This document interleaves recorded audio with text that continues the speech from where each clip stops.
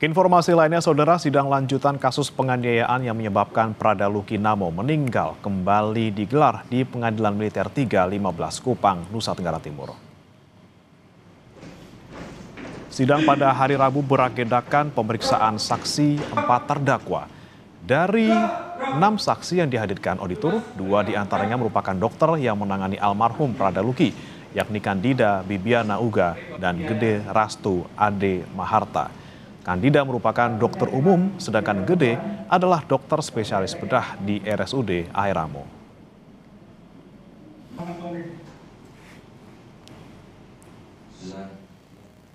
Kalau kata orang Kupang, sonde ada yang ditutup-tutup yuk. Paham ya? Siapa? Oke, biar enak, supaya lancar.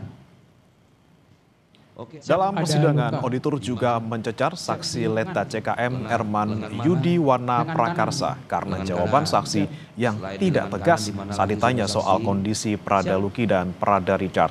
Sementara itu dalam keterangannya, saksi Prada Arnoldus Seran mengatakan saat diperiksa, Prada Luki memiliki luka akibat dicambuk.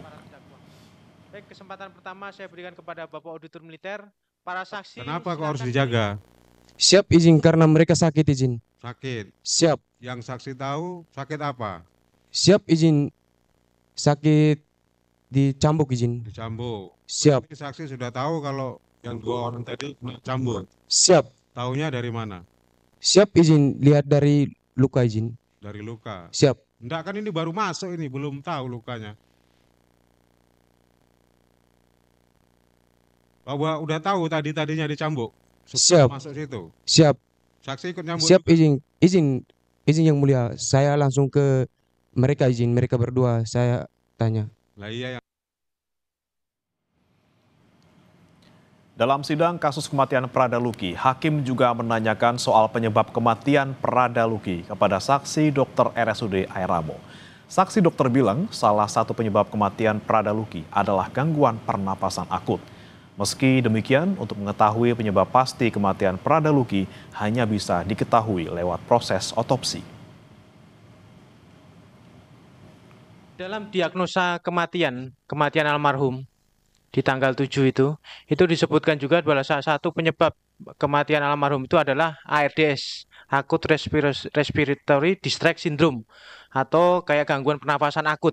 Apakah itu ada korelasinya dengan yang saudara sampaikan tadi? Ada korelasinya yang banyak dengan adanya cedera pada jaringan paru.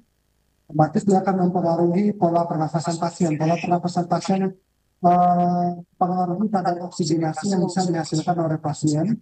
Nah, kalau pada suatu titik dia kadar oksigen pasien yang dihasilkan oleh pasien tidak mampu mencukupi kebutuhan dari tubuh pasien, maka dia akan muncullah sindroma-sindroma yang menyebabkan gangguan dari pola pernafasan tersebut. Nah, sindroma tersebut ya kita istilahkan dengan acute respiratory distress syndrome, yaitu pernafasannya yang terganggu.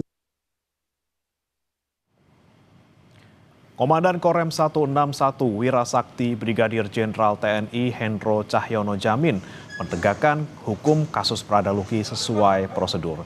Saat ini, sidang kasus meninggalnya Prada Luki Namo yang digelar di Pengadilan Militer 315 Kupang berjalan sesuai dengan ketentuan yang berlaku.